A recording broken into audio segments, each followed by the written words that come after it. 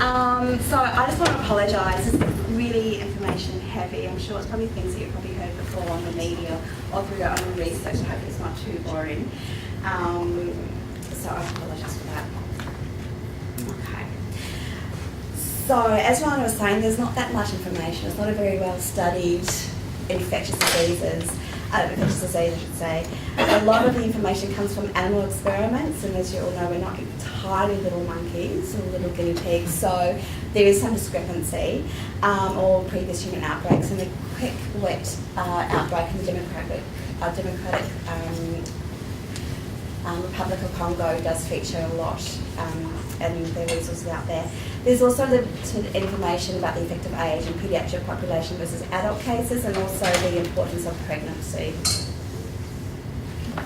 So the incubation period, I'm sure we all know what that is. That's the time from being infected to getting sick, and it's been reported as being anywhere between 2 to 21 days. The mean of this outbreak, or I'd say Ebola, is between 6 to 8 days up to 10 days. And it does seem to have some dependency on the route of transmission. It's shorter if you get a direct inoculation into the bloodstream, or longer if you're looking at physical contact. In terms of the infectious period, that's the time between when you get infected and when you show signs of infection, which is when you're infectious for Ebola. Ebola virus has been isolated from blood, saliva, skin, breast milk, stool, tears, blood from epistaxis or nosebleeds, from the urine, stool and semen. So a lot of body fluids are involved. In terms of the duration of the infectious period, it depends on when the virus is cleared, and again that seems to be dependent on the type of fluid.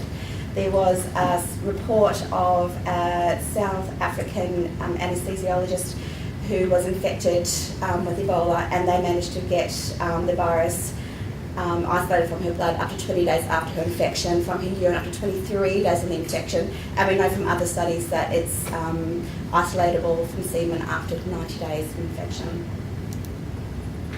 The pathogenesis, Ebola enters the body through breaks in the skin or the mucosal membranes.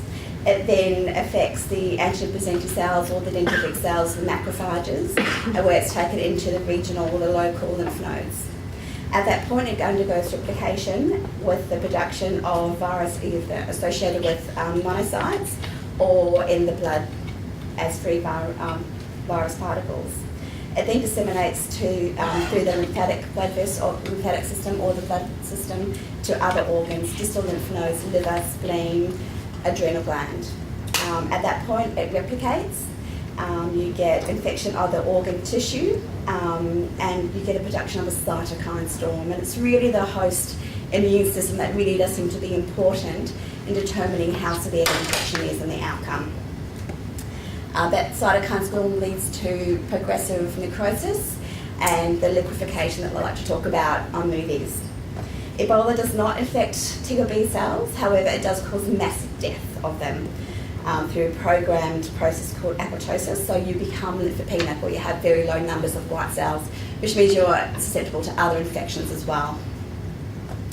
In terms of the coagulation abnormalities, Ebola activates the clotting system through a protein called tissue factor. It also causes abnormal deposition of one of the chemical or molecules involved in clotting called fibrin in inappropriate places. And it also causes hepatitis, so you get synthetic failure, so you're not making the blood factors like you would normally do. In terms of the hemodynamic complications of Ebola, that's through the infection of the liver and the adrenal glands. So you get reduction in the albumin because your liver's failing, so you get edema in the tissues. You also drop your blood pressure. Through the infection of the adrenal gland, you no longer are able to produce the hydrocortisone, which is the body's natural way of keeping blood pressure up. You also have increased losses through diarrhoea and vomiting of your sodium, so again that makes you dehydrated, low blood pressure. So I got this information from the WHO pocket guide. And it's divided the symptoms into early and late. It didn't talk about asymptomatic infection, and we do know that people are infected without any signs or symptoms. We don't know what proportion of the population who are exposed develop asymptomatic infection. That will hopefully come as we get, I guess, more involved and more invested in this outbreak. In terms of the early symptoms, excuse me, it starts with systemic symptoms, so that intense weakness or tiredness, asthenia. You get malaise, you get sudden onset of fever. The WHO has determined that to be greater than 38 degrees.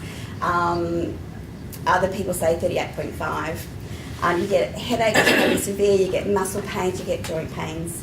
You can go on to develop some gastrointestinal symptoms, nausea, anorexia start, have abdominal pain, which can be a feature and can be misdiagnosed as a surgical abdomen, for example. You get diarrhea at that point, which can either be bloody or non-bloody. The mucosa becomes involved, you get conjunctivitis and painful, difficult swallowing.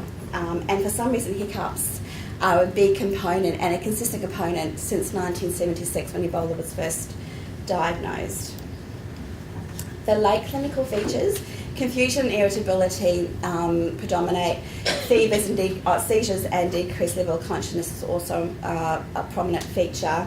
For some reason, you do get more neurological signs in the stage of disease. I'm not entirely sure how that happens. Chest pain develops, the diarrhea continues, can be watery or bloody, either way it's profuse. And you can also get vomiting, which can be bloody and it can be projectile. 15% of cases develop a skin rash, which leads to peeling during the recovery phase. In terms of bleeding, which we all identify with Ebola, only 20 to 50% actually develop bleeding symptoms. And that includes bleeding from the skin, such as through puncture sites where cannulas go in, blood tests have happened, ecchymosis or bruising, petechiae, which is the little blood spots that you see, and purpura, which are bigger petechiae. The mucosa can be involved, and that can be in the form of bloody sputum, nosebleeds, or bleeding gums. You can have bloody vomit, you can have blood in your stools, and that blood in your stools is either the black, melena, digested blood or fresh blood. You can get blood in your urine, or you can bleed from the vagina. And you can also get conjunctival hemorrhages as well. Later on, you get respiratory distress, and tachypnea particularly is a symptom of fatal cases over non-fatal cases. Patients can be shocked at this point, and they can not be afebrile or free of fever at this end stage. And terminal patients appear like they're about to die. They're obtunded, they don't produce any urine, their blood pressure's low, they're breathing fast, and I said without fever. In terms of the laboratory tests, there's very limited data on this because obviously the risk of handling blood, taking blood from a patient who's got Ebola, the lab work has been exposed to that blood, and also not having the resources on the ground to actually test it. But this is again the case of the South African anaesthetist having Ebola, and they found that she had low platelets. Her white cell count was low, particularly her lymphocyte counts were low. She developed a coagulopathy, so her bleeding times increased, and there was evidence of disseminated intravascular coagulation. So her D-dimers were high, her fibrinogen degradation products were high, which means that she's making clots where she shouldn't be making clots, and she's consuming those blood products that she needs and the platelets that she needs to make clots where she really does need to make them. In terms of biochemistry, there were variable reports of people going from renal failure or impairment and to failure requiring dialysis with elevated urea and creatinine. Liver impairment or failure can also develop with increased liver function tests and low albumin, which is what drives blood pressure and keeps the fluid in the blood vessels and not the tissues normally. You get elevated lactate dehydrogenase because of underperfusion of the tissues and also cell turnover, and you get evidence of muscle breakdown as well. In terms of the convalescence or recovery phase, there's also a myriad of symptoms that can develop. Uveitis in particular was quite a common feature and can lead to blindness if not treated early. You get the muscle pains, you get the roaming arthralgias, Headache again continues, fatigue, bulimia. In women, amenorrhea can also develop. Hearing loss and tinnitus can also occur. Pregnancy and pregnant women are a special group in terms of Ebola. We know that they carry a significant burden of morbidity and mortality, leading to maternal death, miscarriage, and neonatal loss. There was one case study of 15 pregnant women in Kittwick outbreak in 1995. Of those 50 women, 4 were in the first trimester, 6 were in the second trimester, and 5 were in the third trimester. All of them had fever, asthenia, that really intense fatigue, abdominal pain, conjunctivitis, anorexia, diarrhea, dysphagia, hiccups, arthralgia, and were shocked when they presented. All of them had headache and, understandably, anxiety, and all of them had reduced levels of consciousness at various times. 67% went on to develop delirium, 93% went on to coma, and convulsions occurred in nearly half of those women. All of them had severe vaginal bleeding. Some of them had melena. Up to half of them, or over half of them, had blood or gum bleeding, and there were bruising as well, with ecchymosis and also bleeding from the puncture sites. In terms of the outcome, only one woman survived. So that's a case fatality rate of 95%. When you're considering at that time and reporting the paper, the case fatality rate of everyone was 77%. That's a significant increase. All the babies or fetuses were lost. These numbers don't add up. I apologise, but that was difficult to get a clear idea from the paper. But 10 of those pregnancies resulted in abortion, 1 stillbirth at 32 weeks. There was 1 full-term baby, and it went home but developed fever and died 3 days later. In terms of children, they're actually a special case because they appear to be relatively spared Ebola. For example, in one of the outbreaks, whilst children under 17 made up 50% of the population, they only represented 9% of the cases out there. They also had different symptoms compared to adults. 100% of them had fever. In adults, you're looking 90-95%. Children, 100% had fever. And the gastrointestinal tract and respiratory tract symptoms predominated. They still presented non-specifically with fever, myalgia, and abdominal pains, and they developed vomiting and diarrhea a few days later after getting sick. However, the neurological symptoms tend to be infrequent, and that includes the headaches, the disorientation, the convulsions. They just weren't getting like the adults. Unfortunately, though, that they had a similar mortality to the adults, particularly in the under 5s, and that's thought because the under 5-year-olds had prolonged contact with their sick relatives, so they had a higher viral load. The other, I guess, can turn that on its side, is that the reason why people think children are protected is because they aren't, that they're protected from sick people. In terms of the psychosocial outcome, I think that's quite an important thing to know what you're going into and what's going to be a prolonged effect of Ebola in these countries in West Africa. The first one is from a media scan of the response to what they called a large outbreak, and that large outbreak contained 425 patients. We're looking at probably over 10,000 patients, heading up to, I think it's estimated 1.4 million potentially. And this was in Uganda in 2000, 2001. Words from the media included desperate and extreme. One of the quote was, everyone suspicious, suspecting of everyone else to be a carrier of the killer virus. Once the names of Ebola patients and the dead were made public, society stigmatises the relatives. And relatives turned against the brothers and sisters who work at the hospital. So it's really pulling the country apart at a really basic level. Those who survived Ebola, in terms of their acute illness, reported that they had fear, and that's not unexpected, fear of suffering, fear of dying, but also the fear of being separated from their relatives and the fear of abandonment by their family, which is something we mightn't necessarily appreciate here.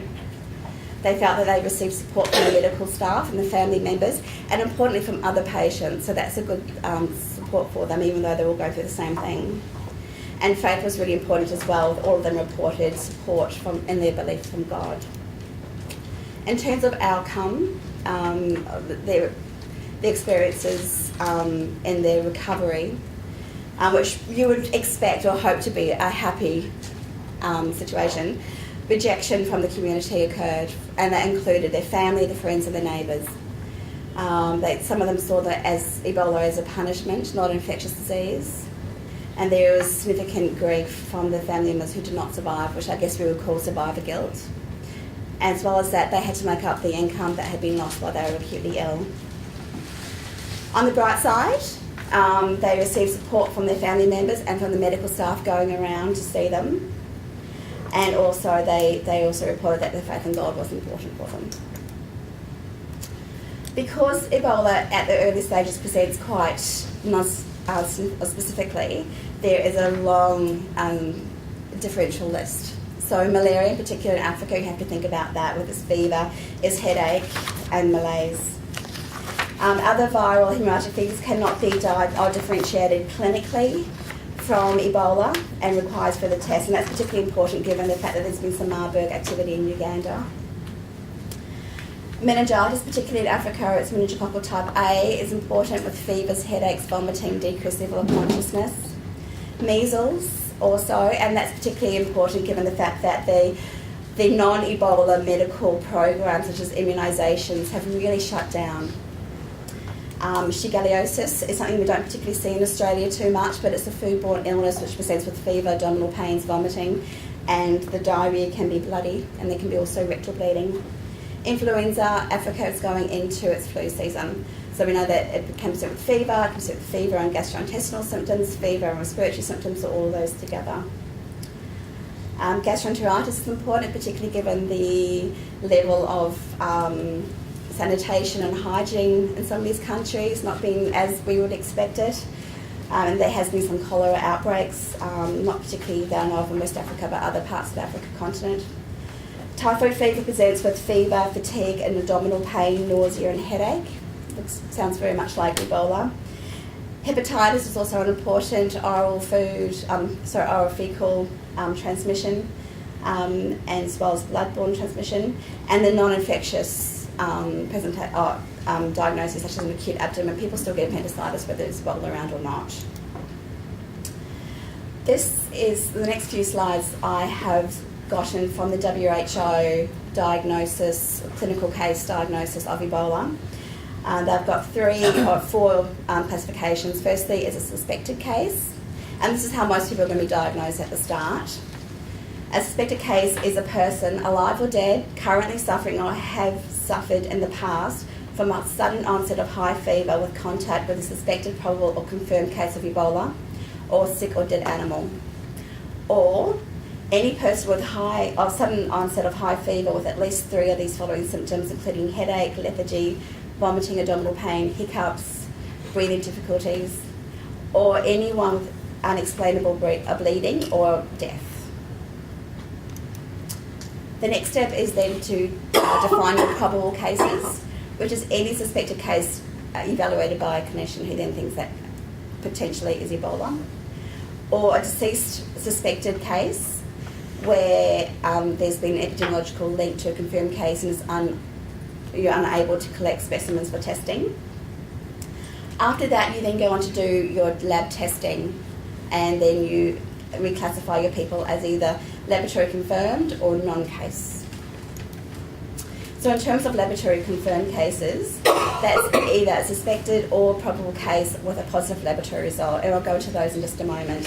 So that's either detecting the presence of a virus directly or through detecting antibody, in this case IgM antibody against Ebola. And a non-case is a suspected or probable case with negative lab results. So as I said, in terms of the confirmatory tests, there is antibody testing using an ELISA test. So you get your IgM, which is detectable from 6 days, continues about 60 days, and it goes down.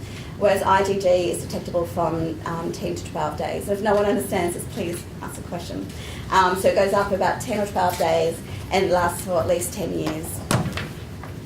The PCR is the way to detect the viral antigen being present. And as well as that, you need to think about other tests to either rule in or rule out the differential diagnosis, such as a thick and thin slide with malaria. So in terms of looking at antibody detection, the ELISA, IgM was measured by a form called CAPTCHA. So you get your patient's serum and you incubate it and get it to connect onto a plate. You then wash off the extra non-bound blood products and you introduce an antigen of Ebola. You then add an anti-Ebola antibody. You then add an anti-Ebola antibody, which has an enzyme connected to it.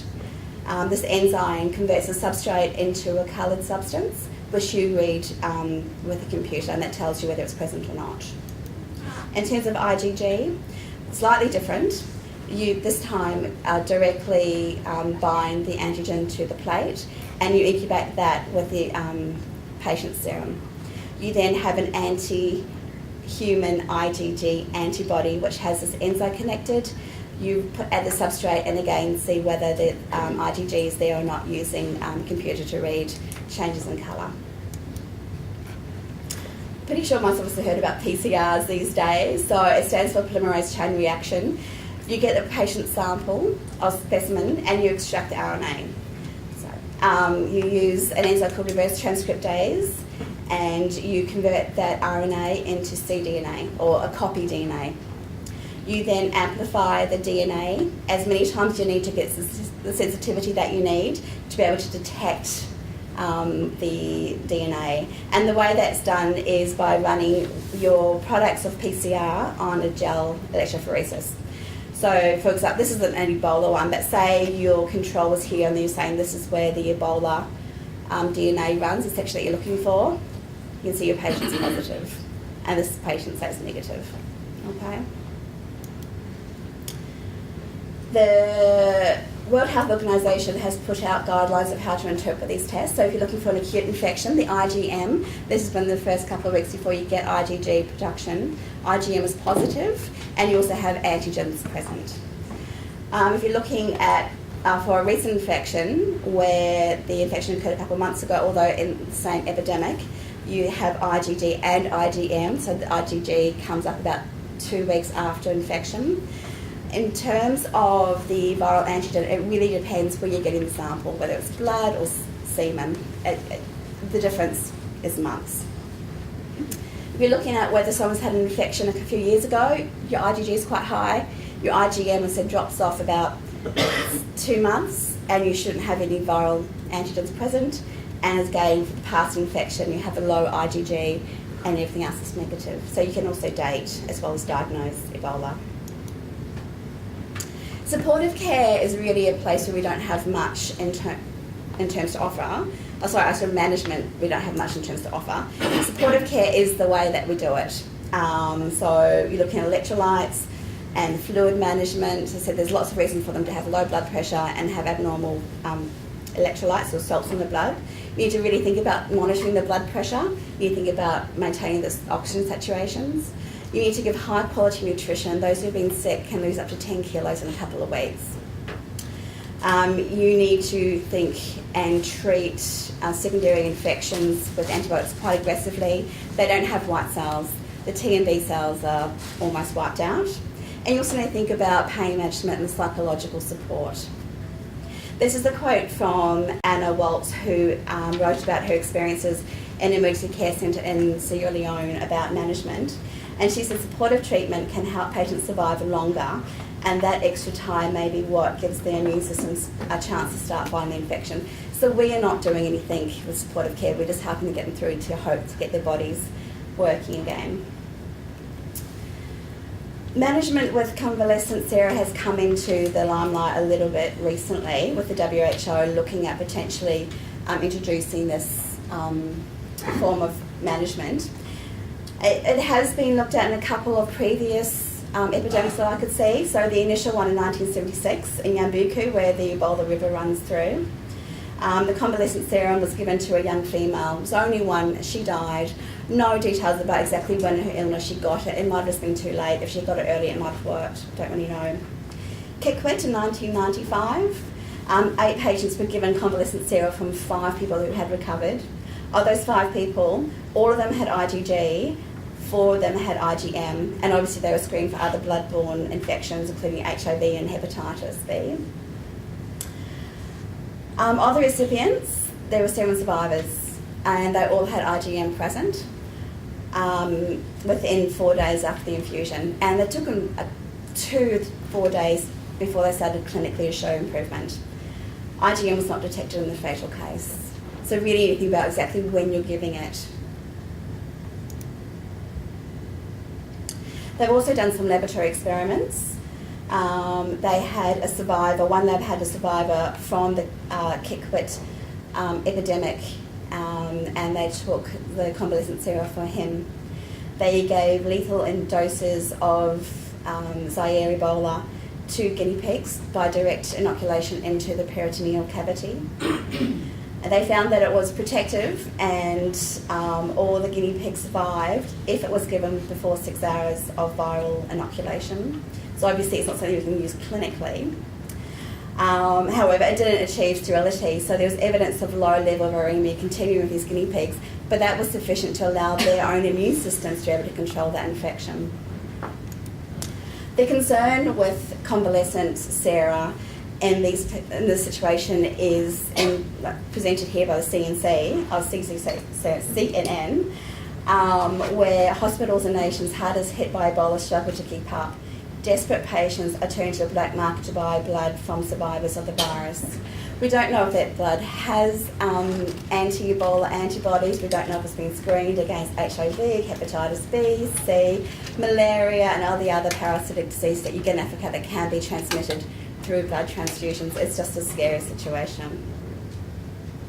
And just to finish up, there are a couple of experimental vaccinations who are going through the process now being licensed. The one that's advanced more is this top one, CAD3 Zaire Ebola, and that uses the chimpanzee adenovirus 3 vector. It's got 2 Ebola genes inserted, so when that goes into the cells, those genes are then translated into protein, which the body produces an immune response against. And that's through GSK in collaboration with the National Institute of Allergy and Infectious Diseases Vaccine Research Committee. They're currently going through phase 1 trials in the US, the UK, and they're coming to Africa soon, and there's currently no red flags. They're looking at starting phase 2 trials in early 2015. I guess the vaccine that's following closely behind is the second one, so it's RVSV Zaire Ebola, and that's using a vesicular stomatitis virus vector carrying Ebola proteins. And that's through a Canadian company in collaboration with the US Defence Department. They are looking at starting phase 1 trials in America in December this year, and possibly starting trials in Switzerland and an unnamed Ebola-free African country. So you can see these desperately needed vaccines are really quite a way off. So it'll be interesting to see whether they can actually make an impact with this current outbreak. Thank you.